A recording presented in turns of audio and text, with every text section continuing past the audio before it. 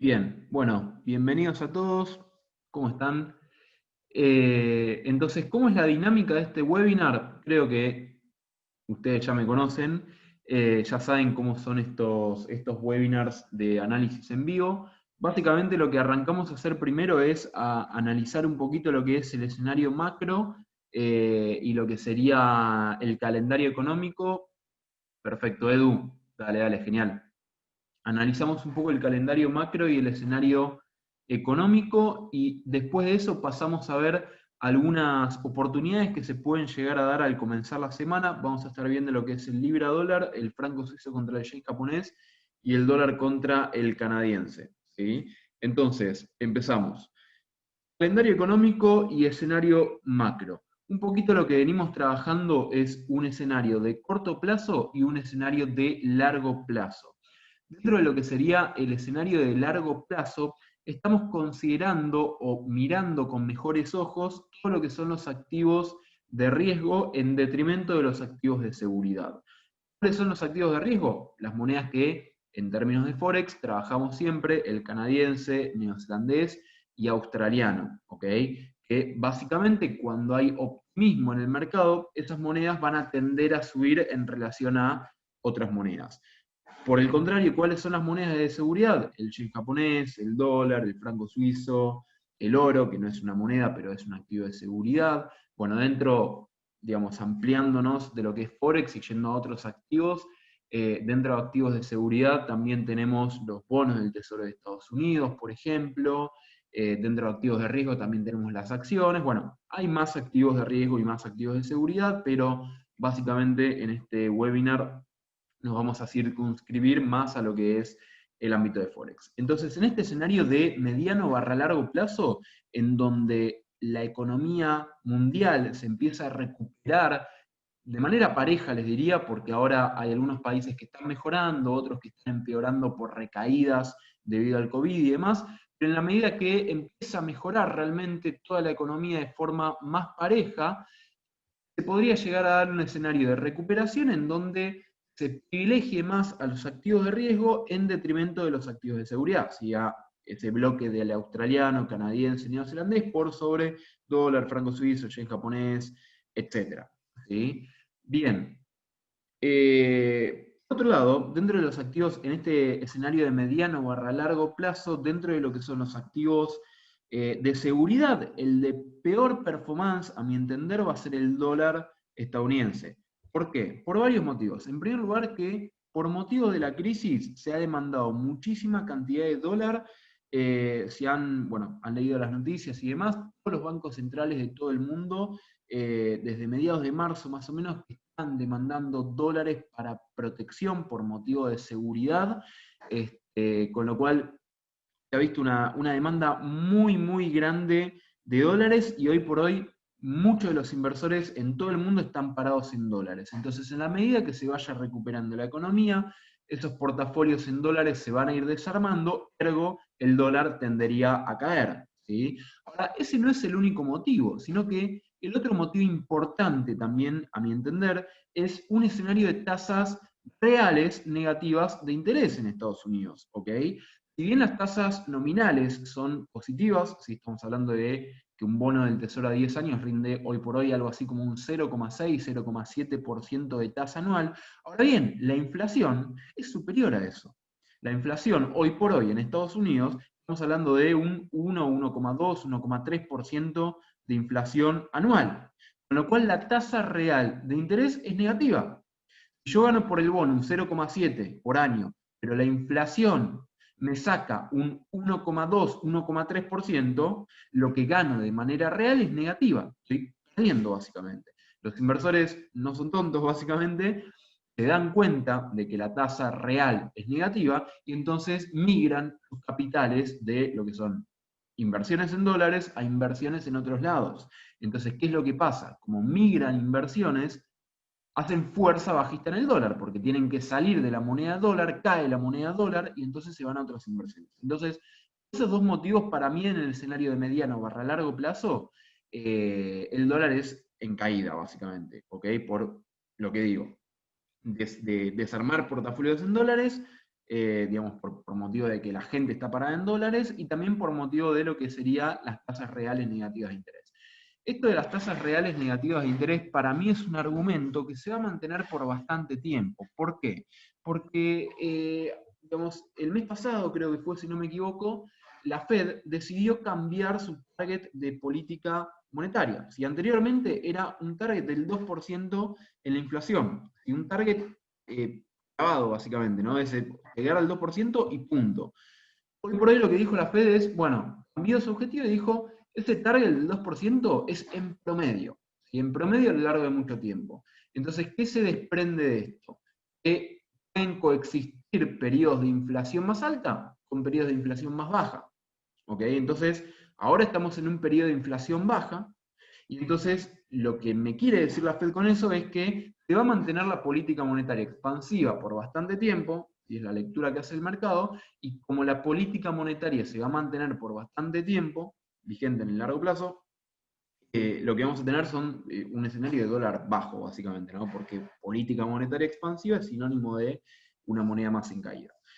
Bien, y después el yen japonés, el franco suizo y demás, y el oro, por ejemplo, en un escenario de mediano barra largo plazo, a mi entender, son más bajistas esos activos, pero por ahí no tanto como el dólar. Y después tenemos en un terreno medio al euro y a la libra, que el euro, a mi entender, es como más constante, la libra es como más, les diría, bajista, porque se ha mencionado, perdón, la posibilidad de tasas negativas y demás, pero bueno, están ahí como en el medio entre los activos de seguridad y los activos de riesgo. Ahora bien, en el corto plazo tenemos un escenario que es medio contradictorio respecto a este escenario de mediano barra largo plazo que venimos trabajando. Por corto plazo me refiero por ahí de acá a que terminen las elecciones de Estados Unidos, de acá a principios de noviembre, ¿ok? En donde para mí va a primar un poco más lo que sería la demanda por seguridad y no tanto por el riesgo, ¿sí? O sea, al revés de lo que dijimos, perdón, en el escenario de mediano barra largo, ¿sí? ¿Por qué? En primer lugar, porque algunos países, sobre todo europeos y demás, están viendo un reflote de lo que sería el coronavirus, de los contagios por coronavirus, y eso lo que ocasiona es temor en los inversores y por ende demanda por seguridad.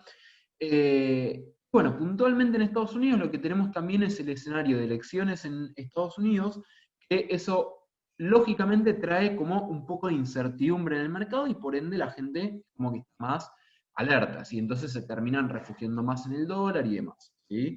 Así que hay que tener en cuenta también ese escenario de corto plazo, que por ahí es de acá a finales de noviembre, siempre y cuando el COVID se mantenga más o menos, digamos, estable, en donde por ahí vemos un escenario, digamos, al revés del que trabajamos para el mediano barra largo plazo. Bien, entonces, dicho esto, todo lo que vimos hasta recién es temas de sentimiento de mercado, básicamente. Ahora, el calendario. Respecto al calendario, no está impactando tanto en el mercado últimamente. ¿Por qué? Porque el mercado se está moviendo más en olas o de seguridad o de riesgo, ¿sí? Producto del tema del COVID y producto de toda la recuperación de los mercados internacionales, básicamente. Y con lo cual, en este periodo, todo este año les diría prácticamente, desde marzo en adelante, el calendario no ha tenido prácticamente impacto. O sea, realmente el calendario en circunstancias normales debería tener un impacto mayor en lo que sería Forex, básicamente, pero en este contexto actual como que no ha tenido mucho impacto, con lo cual, bueno, ya igual tenemos la semana que ya transcurrió toda, pero sepan eso, así que no está teniendo mucho impacto. ¿Cómo pueden usar el análisis fundamental, que es todo esto, con el análisis técnico? Bueno, pueden hacer lo que se llama una confluencia. ¿Qué quiere decir esto?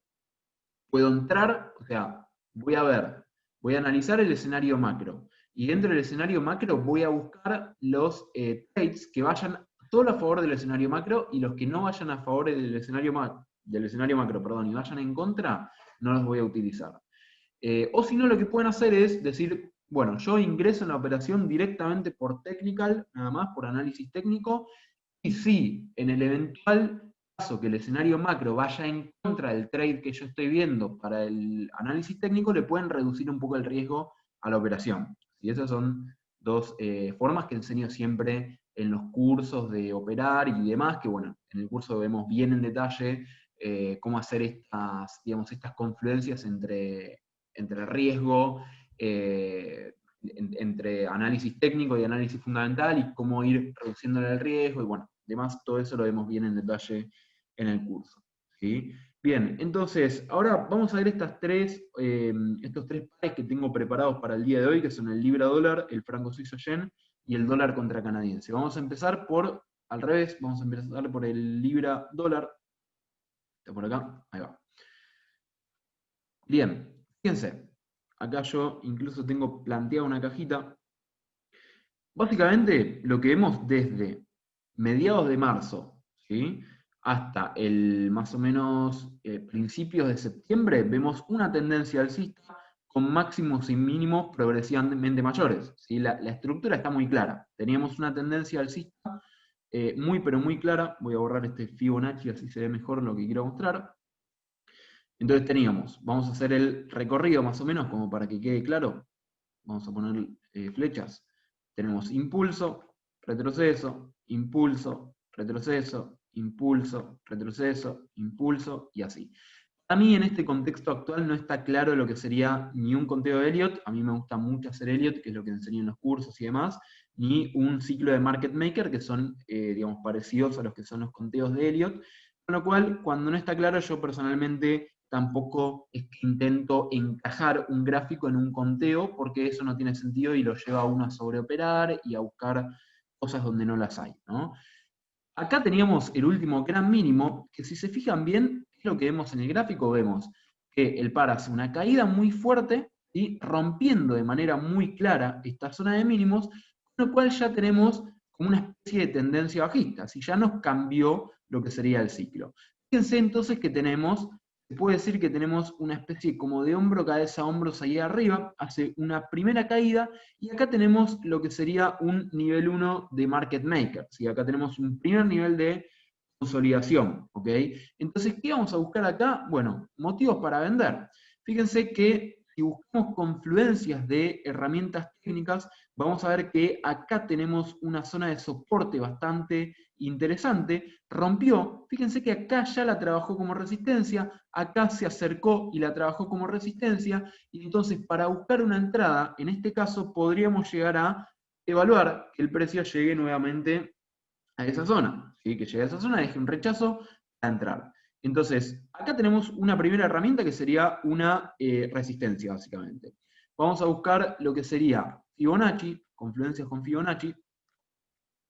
Podemos hacer el trazado para mí de ese punto ahí nada más. Y fíjense que en este caso el Fibo mucho no nos aporta, digamos, porque tenemos un 38.2 acá y un 0.5 como por acá.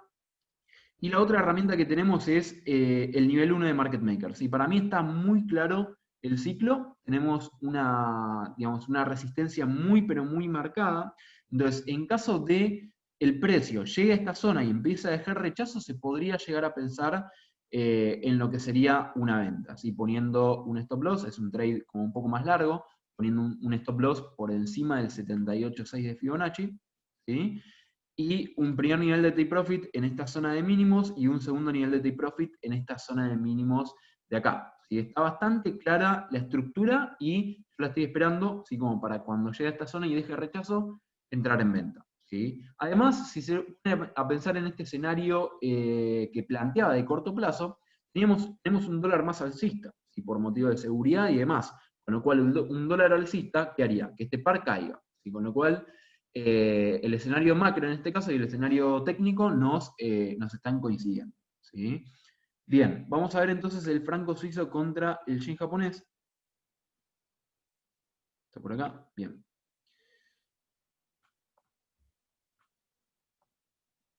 Bien. Entonces, el franco suizo contra el yen japonés nos presenta un análisis muy parecido, de hecho, es de esperar, ¿no? Porque tenemos también el yen japonés, que es una moneda de seguridad y es como más fuerte en cuanto a seguridad se trata que el franco suizo. Y entonces es lógico que ahora como que esté desarrollando una tendencia bajista. De hecho, si miran el mercado, muchos de los gráficos están muy parecidos justamente por lo que les digo. El mercado está yendo más por sentimiento de mercado, por seguridad o por riesgo. ¿Ok? Entonces, fíjense que acá tenemos una tendencia alcista muy clara, tenemos una figura de hombro, cabeza, hombros, se podría hacer un conteo de Elliott en este caso, que sería una onda 1, onda 2, onda 3, onda 4 y onda 5, creo que está bastante claro el ciclo. Pero después de acá lo que vemos es una ruptura, ¿sí? Lo que sería la zona de bajos, luego del hombro, cabeza, hombros, y ya se está como instaurando una especie de tendencia bajista. Entonces, ¿qué es lo que tenemos también? La zona de bajos, que anteriormente era una zona de soporte, ahora transformada en una zona de resistencia. En este caso puntual tenemos una línea de tendencia bajista de 2 puntos, entonces en caso de llegar a esta zona serían dos herramientas que me están indicando a la baja. ¿Y qué más tenemos? Podemos trazar un Fibonacci, ¿sí? Y ver que más o menos por acá hay un 61.8, ¿sí? En esta zona de acá, en la zona más alta del rectángulo rojo que tracé. Y después tenemos, si hacemos el trazado desde el punto B, que sería el punto alto, lo que vemos es un 0.5, si no me equivoco, déjenme ver si lo tracé bien. Sí, bueno, acá.